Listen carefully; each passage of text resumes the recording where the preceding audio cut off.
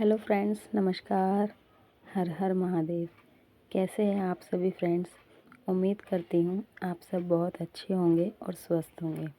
और भोलेनाथ से मैं यही कृपा करती हूँ कि आपके जीवन में वो खुशियाँ दे और आपका स्वास्थ्य हमेशा अच्छा रहे। तो फ्रेंड्स, आज का वीडियो हम एक न्यू टॉपिक के ऊपर लेकर आए हैं, जिसमें हम इस दुनिया के अंदर जो सबसे पहली प्रेम कथा थी, सबसे पहली प्रेम कहानी, उसके बारे में हम यहाँ पे जानेंगे।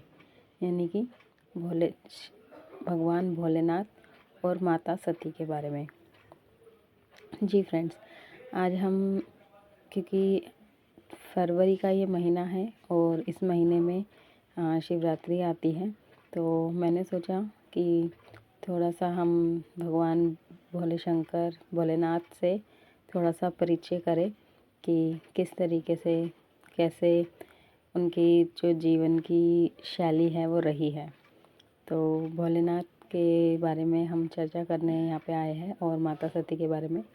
तो जो दुनिया की पहली प्रेम कथा है, इसमें आपको, जैसे कि मैंने पहले भी वीडियोस में बताया है कि सृष्टि में नई चीज़ों को किस तरीके से कि करनी है, किस तरीके से सृष्टि को चलाना है, हर एक रूप में भगवान ने जन्म लिया है। तो इसी तरीके से एक माता सती ने भी एक युग में जन्म लिया था, जिस युग में दक्ष प्रजापति, जो कि सृष्टि का चालन कर रहे थे, उन्होंने अपने पहले जन्म में भगवान से ये मनोकामना की थी, इच्छा मांगी थी कि माता पार्वती, जो शिव जी की अर्धांगिनी है, वो हमारे घर जन्मे। तो और जब प्रजापति जी दुनिया का कि वो कर रहे थे प्रचालन, तो चला रहे दुनिया को चलाने के लिए, कि वो जैसे एक होता है ना कि किस तरीके से क्या काम होंगे दुनिया के अंदर। तो वो जब दक्ष प्रजापति, जब उनका साज वो था प्रजा, तो उस टाइम पे माता कि अर्धांगिनी जी ने सती माता के रूप में उनके घर में जन्म लिया। और जन्म लेने के बाद धीरे धीरे कि वक्त बीता, वो बड़ी हुई, उनकी और 2 बहनें भी थीं, लेकिन माता सती सबसे छोटी थी। तो जो माता सती थी और जो दक्ष प्रजापति थे, वो जो दक्ष प्रजापति थे वो इस बात को भूल गए थे कि उन्होंने भगवान से ये वरदान मांगा था कि वो इनके घर में जन्मे। अब माता तो अर्धांगिनी जी तो शिव जी की है, ठीक है, तो वो किसी और से तो शादी कर नहीं सकती, और वो अगर ऐसा होगा भी तो सृष्टि का विनाश होगा। तो जो दक्ष प्रजापति थे वो इस चीज़ को भूल गए कि उन्होंने ये सब वरदान मांगा था, और वो जो सृष्टि का जो चालन कर रहे थे उसमें ये भूल गए, उन्हें घमंड आ गया कि मेरी पुत्री एक वैराग्य के साथ अपना जीवन व्यतीत नहीं करेगी, मैं एक वैराग्य को अपनी पुत्री का पति नहीं स्वीकार करूँगा। और वो स्वीकार उसे कि भोलेनाथ को नहीं करते कि ये कि वो उनके जो वर्ड्स होते हैं वो इसी तरीके के होते हैं कि ये कैलाश पे रहने वाला इंसान, जिसके पास सृष्टि में रहने के लिए जो सुविधा के लिए जो चीज़ें होती है वो भी नहीं है, उसके पास मैं अपनी बेटी को कैसे उसके साथ शादी कर दूँ। तो कुछ चीज़ें ऐसी होती है जिसके चलते दक्ष प्रजापति के खिलाफ शिव जी की और माता सती की शादी हो जाती है। शादी होने के बाद वो उन्हें सिचुएशंस कुछ ऐसी क्रिएट होती है कि वो शादी तो हो जाती है, और उसके शादी होने के बाद वो अपनी पुत्री को ये शिव जी के साथ विदा कर देते हैं, भेज देते हैं। लेकिन क्या होता है, उनका जो मन होता है वो बिल्कुल भी खुश नहीं होता, तो वो उन्हें स्वीकार्य नहीं होता। वो अपनी पुत्री को भेज तो देते हैं, लेकिन वो उन्हें स्वीकार नहीं कर पाते पूरी तरीके से।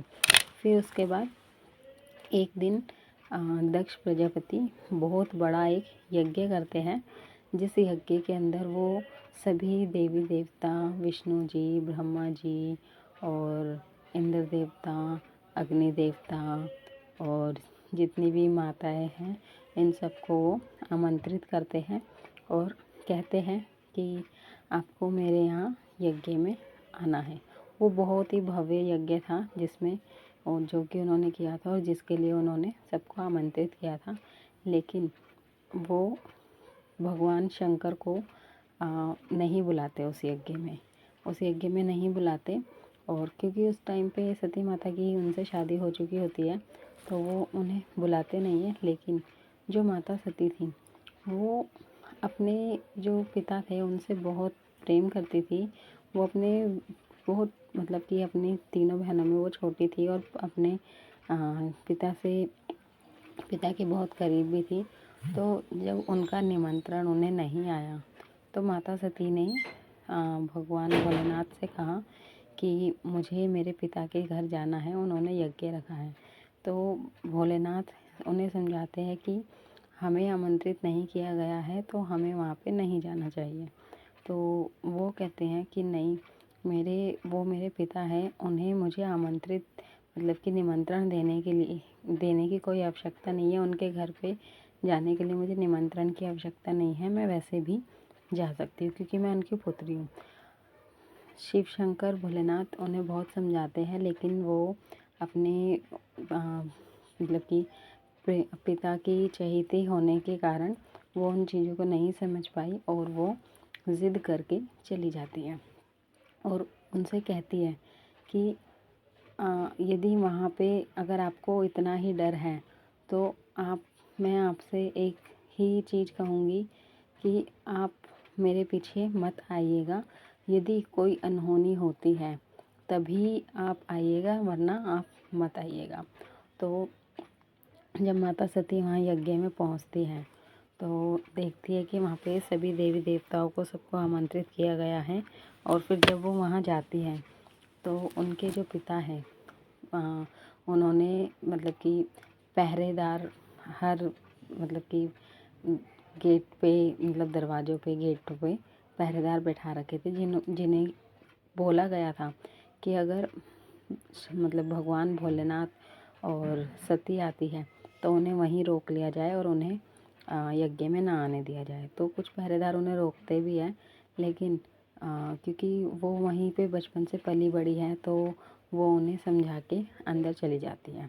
उन्हें मतलब कि बात उनसे करके अंदर चली जाती है।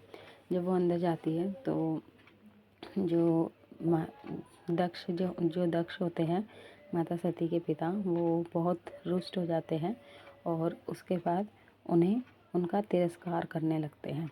जैसे ही वो तिरस्कार करते हैं, तो जो माता सती होती है, जिनके अंदर एक माता का अर्धांगिनी जी का वास है, वो अब तक उनके मतलब कि वो अपनी शक्ति को पहचान नहीं पाती। लेकिन जब प्रजापति दक्ष उनका जब तिरस्कार करते हैं, तो उन्हें वो चीज़ें समझ में मतलब कि उनका जो अंदर की जो शक्तियाँ हैं, वो बहुत मतलब कि प्रभावित होती है उससे, और उनके अंदर की शक्ति इस तरीके से बाहर आती है कि उनका रुद्र रूप निकल कर मतलब कि पूरे यज्ञ के अंदर आता है। और उसके बाद भी, रुद्र रूप आने के बाद भी, वो उनके जो पिता है दक्ष प्रजापति, वो उनका तिरस्कार करते रहते हैं। और तिरस्कार करने के बाद वो जब उन्हें नहीं मतलब समझ आता, तो तब भी फिर वो उनका जो रुद्र रूप है, पहले तो सबसे पहले उनके जो पिता है, उन्हीं अपने ही पिता का, क्योंकि अब वो उनकी पुत्री नहीं रही है, जो उनका तिरस्कार हुआ है, और उनके तिरस्कार से जो उनके अंदर की जो शक्ति का जो जन्म हुआ है, वो पिता वगैरह को सबको भूल जाती है और उसके बाद अपने जो पिता है उनका वहीं सर काट देती है। फिर सर काटने के बाद फिर उसके बाद वो अपनी जो यज्ञ हो रहा था उसी यज्ञ के अंदर वहाँ पे उन्हें मतलब अग्नि में समाधि मतलब कि अग्नि में भस्म हो जाती है। और जैसे ही अग्नि में भस्म होती है तब क्योंकि अंत तक माता सती भगवान भोलेनाथ को वचन देकर आई थी, कुछ भी हो जाए आप मत आइएगा, बिल्कुल मतलब जब एकदम अंत हो जाए उसके बाद आइएगा। तो वो जो माता सती होती है जब अग्नि में भस्म हो जाती है तब उसके बाद फिर भोलेनाथ की आँख खुलती है, क्योंकि भोलेनाथ को तो सब दिख रहा है लेकिन वो अपने वचन के चलते वो नहीं जा पा रहे।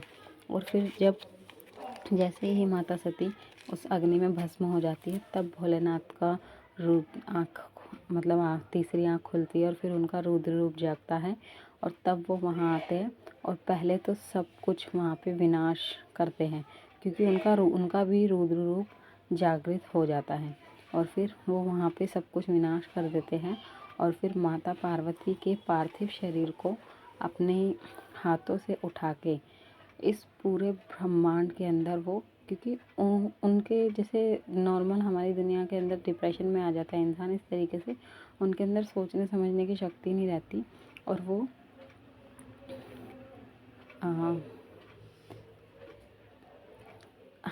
वो अपने सॉरी एक चीज़ और मैंने एक चीज़ गलत बताई। जो दक्ष प्रजापति का जो सर जो कटता है वो माता पार्वती ने नहीं काटा होता, और सॉरी माता सती ने नहीं काटा होता, वो भोलेनाथ आने के बाद उनका जो सर है वो काटते हैं। फिर उसके बाद माता पार्वती का जो पार्थिव शरीर है वो लेके पूरे ब्रह्मांड में घूमते हैं। और फिर क्योंकि वो उन्हें सोचने समझने की शक्ति नहीं रहती है और वो एकदम मतलब कि अपने पत्नी के अग्नि समाधि लेने के बाद वो बहुत दुखी होते हैं, तो वो अपनी पत्नी का पूरे शरीर को लेके पूरे ब्रह्मांड में घूम रहे होते हैं। तब विष्णु जी ये देखते हैं कि अगर इसी तरीके से चलेगा तो भगवान भोलेनाथ कभी भी अपने मतलब कि इस संसार के आगे की चीज़ों को करने के लिए बढ़ नहीं पाएंगे। इसलिए विष्णु जी अपने जो चक्र होता है उसे चलाते हैं और फिर उसके बाद जो माता पार्वती होती है उनके जो शरीर होते हैं उस चक्र से बहुत सारे उनके टुकड़े होके वो भोलेनाथ के हाथों से वो एक एक करके अपनी इस धरती के ऊपर एक एक करके वो गिरते हैं। और जहाँ जहाँ वो गिरते हैं वहाँ वहाँ उसका एक मतलब कि एक शक्तिपीठ बन जाती है। एक शक्तिपीठ बन जाती है। जैसे मैं आपको बताती हूँ, अगर कहीं पे उनकी आँख गिरी है तो वो नैना देवी हो गई, कहीं पे उनका मस्तिष्क गिरा है तो वो चामुंडा देवी हो गई। तो इस तरीके से बहुत सारे पार्थिव शरीर उनके गिरे थे। तो उसके बाद फिर थोड़ा थोड़ा धीरे धीरे वो सब चीज़ें शांत होती है और फिर उसके बाद ये माता सती और भोले शंकर की पहली जो प्रेम कथा होती है वो यहीं पे समाप्त हो जाती है। और आगे भोलेनाथ और माता पार्वती की ऐसी और कहानियों के साथ हम सुनने के लिए जानने के लिए हमारे चैनल के साथ बने रहिएगा और आगे की और कहानियों को हम यहाँ पे लेकर आएंगे और आपको कुछ और नॉलेजेबल वीडियोस आपके साथ शेयर करेंगे। तो हमारे चैनल को लाइक एंड शेयर कर दीजिएगा फ्रेंड्स, और बेल आइकन को प्रेस कर दीजिएगा ताकि आने वाली वीडियोस आगे आपको हमारी मिलती रहेंगी। और अभी के लिए वीडियो कैसा लगा वो ज़रूर कमेंट करके बताइएगा। ठीक है फ्रेंड्स, ओके, हर हर महादेव। अभी के लिए हम जाते हैं, बाय फ्रेंड्स, हर हर महादेव।